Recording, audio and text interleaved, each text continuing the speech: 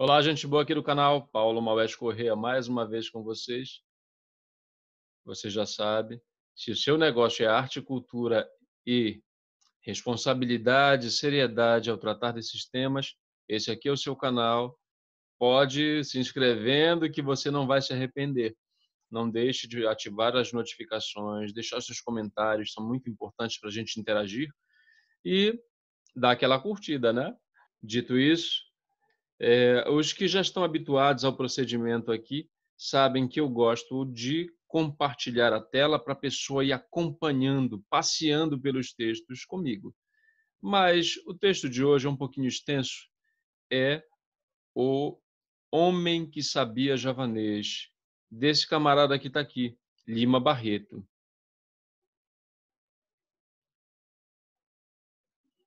A biografia do Lima Barreto é forte, viu, gente? Passou por muito aperto, muita... Enfim, vocês sabem que eu não trato muito da biografia dos autores, o meu lance é explorar o texto, tá certo? Mas fica a recomendação. A vida dele praticamente é um romance, né? Um romance dos mais trágicos até. Mas o que me interessa aqui é O Homem que Sabia Javanês. Qual que é a minha ideia para essa nossa atividade de hoje, gente? Eu não gosto muito de ficar criando o contraponto entre a realidade e a ficção, mas é óbvio que há um diálogo inevitável entre literatura e sociedade. Por exemplo, quando Lima Barreto escreveu esse texto, ele estava escrevendo a respeito daquele tempo. Tá? A presença do tempo na obra do escritor é inegável, né? Vamos pensar aí no que disse o Antônio Cândido no livro Literatura e Sociedade, né? Reiterando exatamente isso. Pois bem, isso é óbvio, mas há determinados textos, gente, que parece que são feitos num tempo e que acabam valendo para outro tempo. Pois é essa a minha inquietação de hoje. Parece que tem muita gente que fala javanês nesse momento atual da nossa história, gente. Para vocês não ficarem perdidos, os que não conhecem, obviamente, o texto O Homem que Sabia Javanês, eu vou contando a história, tá? E quando houver necessidade, eu compartilho a imagem para pegar uma citação ou outra, né? Então vamos lá. Esse texto é narrado em primeira pessoa, o protagonista narrador se chama Castelo e a história começa numa reunião, numa panificadora. Ele e um amigo, identificado como Castro, estão conversando. Ele trabalhava já no consulado, o Castelo. Conversa vai, conversa vem, ele começa a explicar que ele já havia passado muito aperto nessa vida, até chegar a esse cargo num consulado.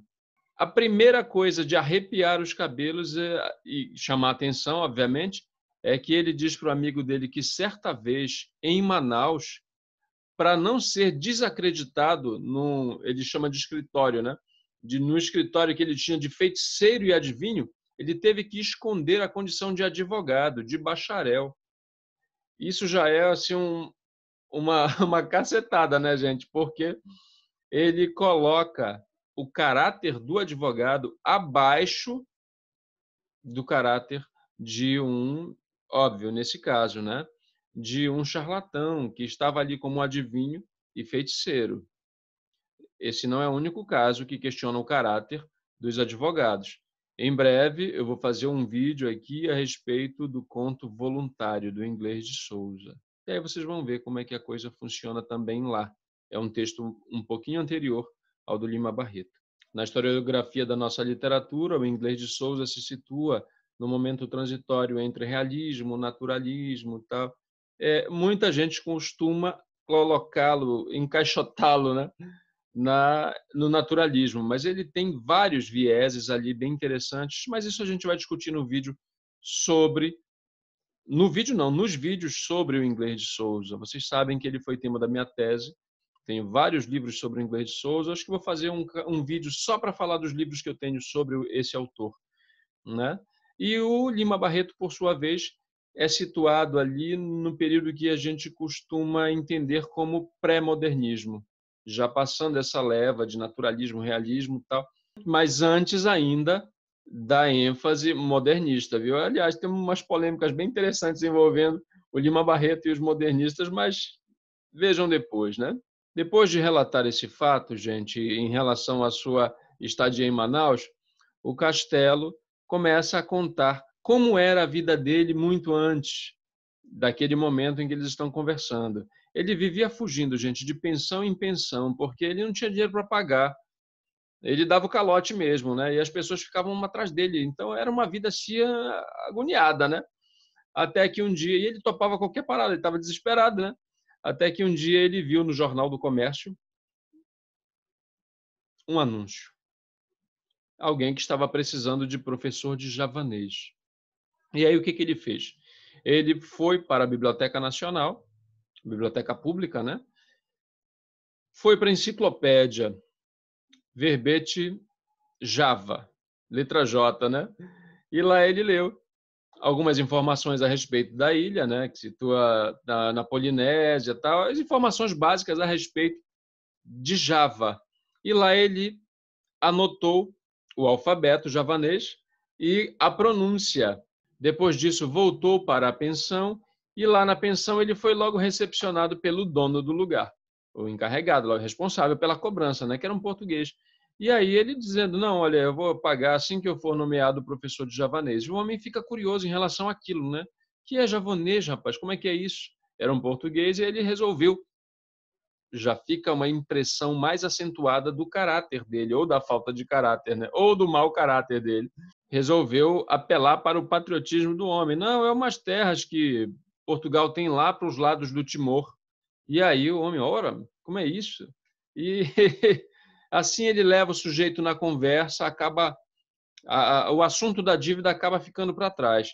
Após esse momento, ele escreveu uma carta, uma resposta ao anúncio, né? E foi lá e entregou no jornal, gente. 2 dias depois, ele recebeu como resposta uma carta de um senhor, identificado como Doutor Manuel Feliciano Soares Albernaz.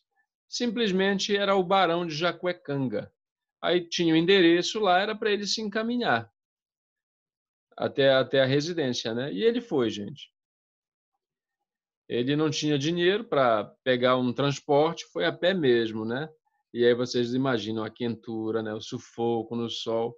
E tem uma passagem que eu gostaria de compartilhar com vocês. Aí diz o texto, olha, fui a pé, cheguei suadíssimo e com maternal carinho as anosas mangueiras que se perfilavam em alameda diante da casa do titular me receberam, me acolheram e me reconfortaram. Em toda a minha vida foi o único momento em que cheguei a sentir a simpatia da natureza, gente. Sentir a simpatia da natureza. Isso já me incomodou. Quando eu reli, vi essa passagem, até marquei, né, como vocês viram, porque atualmente parece que as pessoas não estão sentindo a simpatia da natureza e muito menos a simpatia pela natureza. Obviamente, essa é uma frase muito cifrada, né, gente? Para um bom entendedor, meias palavras bastam, né? Nós estamos aqui, eu moro em Belém do Pará, Amazônia, e é muito preocupante para as pessoas que têm responsabilidade a situação em que esse estado se encontra, essa região se encontra no tocante à preservação do meio ambiente. O pessoal está falando javanês. Mas vamos seguir no nosso roteiro, né? Ele foi recepcionado, ficou aguardando um pouco até que o barão fosse recebê-lo e lá ele descobriu o porquê da procura por um professor de javanês. O que acontece é o seguinte, gente. O pai do pai, no caso, o avô do barão, havia recebido um livro escrito em javanês. E ele considerava aquele livro um amuleto de família. E quando ele morreu, ele pediu para o filho dele, pai do barão, portanto, que para que a família continuasse prosperando, ele providenciasse que o filho dele, no caso o barão, aprendesse javanês para poder ler aquele livro. E assim se justifica o interesse por aprender. Ele já estava em idade bastante avançada, gente, já bem adoentado até. E aí ele foi buscar o livro, trouxe. É muito curioso que o Castelo dá algumas informações a respeito do conteúdo do livro. Como é que ele faz isso? É porque havia um prefácio escrito em inglês e ele já tapeou o velho. né? Ele observou as informações em inglês e foi descrevendo o livro, o conteúdo do livro, e o velho não percebeu que ele estava fazendo isso por intermédio do texto em inglês, não por causa do javanês. E aí ele foi contratado, gente, um bom ordenado. As primeiras aulas, obviamente, foram a alfabetização. Só que ele deu muita sorte. O velho era rude, gente. Ele tinha dificuldade para aprender, não teve a mesma diligência que ele, né? Que aprendeu rapidinho, desesperado. E aí, ao cabo de um determinado tempo, gente, o velho desistiu. Olha, faz o seguinte, tu lês aí para mim, que eu acho que já vai ser o suficiente para espantar os maus fluidos, né? E assim ele fez. Só que ele não leu nada, obviamente. Ele inventou umas histórias abobalhadas lá e o velho foi acreditando. E a família do velho também estava assim dando muito cartaz para ele. Todo mundo acreditou nele. No ato da contratação, o velho só fez uma pergunta: como é que ele havia aprendido javanês, né? E aí ele inventou uma mentira no ato. É porque o meu pai era javanês. Aprendi com meu pai. Conversa fiada, gente. O velho passou a acreditar ainda mais nos poderes daquele livro, porque ele acabou recebendo uma herança assim de um parente português assim que nem lembrava, estava esquecido, ele ganhou uma grana, né? Então ele atribuiu aquilo ao poder daquele livro, né? E claro, a intervenção do senhor Castelo. O barão tinha uma filha chamada Dona Maria da Glória, gente, que era casada com um desembargador, né? Que admirou bastante o fato de o Castelo falar javanês, tá? Depois desse lance da herança todo, o que aconteceu? O barão ficou tão agradecido, mas tão agradecido, que resolveu encaminhar o seu castelo, e isso com uma prática geral dos favores, né? Com uma cartinha para o Visconde de Caruru, para que ele entrasse, né, na diplomacia. Só que o físico dele não o favoreceu, né? Mas ele ficou encostado ali, como um assistente, né? E por conta dos conhecimentos dele em relação ao javanês, ele foi recomendado a representar o Brasil no Congresso de Linguística, gente. Chegando lá, ele foi, pela sua condição de latino-americano, né, colocado na seção de Tupi-Guarani. O fato é que esse sujeito foi para a Europa, fez muito sucesso como um homem que sabia javanês, sem sequer falar uma palavra em javanês. O que nós temos visto aí é muita coisa assim, né, gente? Muita coisa assim. Mas vamos, o que me interessa mesmo é o desfecho do texto. Na volta dele, gente, ele foi recepcionado simplesmente pelo presidente da República. E aí eu vou compartilhar a tela para vocês visualizarem o fim desse texto. Não perdi meu tempo nem meu dinheiro, o dinheiro que ele pagou, né, para as recepções lá na Europa. Passei a ser uma glória nacional e, ao saltar no Cais Farro, recebi uma ovação de todas as classes sociais e o presidente da República, dias depois, convidava-me para almoçar em sua companhia. Dentro de 6 meses, fui despachado cônsul em Havana, onde estive 6 anos e para onde voltarei, a fim de aperfeiçoar os meus estudos das línguas da Malaia, Melanésia e Polinésia. É fantástico, observou Castro, agarrando o copo de cerveja. Olha, se não fosse estar contente, sabes o que ia ser? Quê? Bacteriologista eminente. Vamos? Vamos. Povo, esse sujeito ia ser bacteriologista eminente, certamente sem a menor qualificação. Aí vocês podem imaginar que tipo de tratamento para determinadas doenças ele poderia recomendar, né?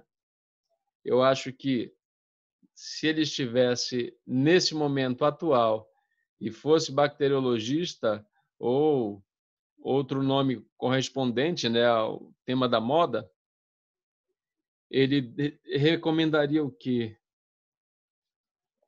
Cloroquina? Sim, cloroquina ou ozônio retal. Esse vídeo, embora tenha começado muito sério, gente, descambou para esse lado assim inusitado. Como é que alguém é capaz de se submeter a um tratamento desse para prevenir contra o vírus que está assim assolando a nossa sociedade, não só brasileira, mas no mundo inteiro, né? De onde esse pessoal tira essas ideias, povo? Eu acho o seguinte: essa gente fala javanês.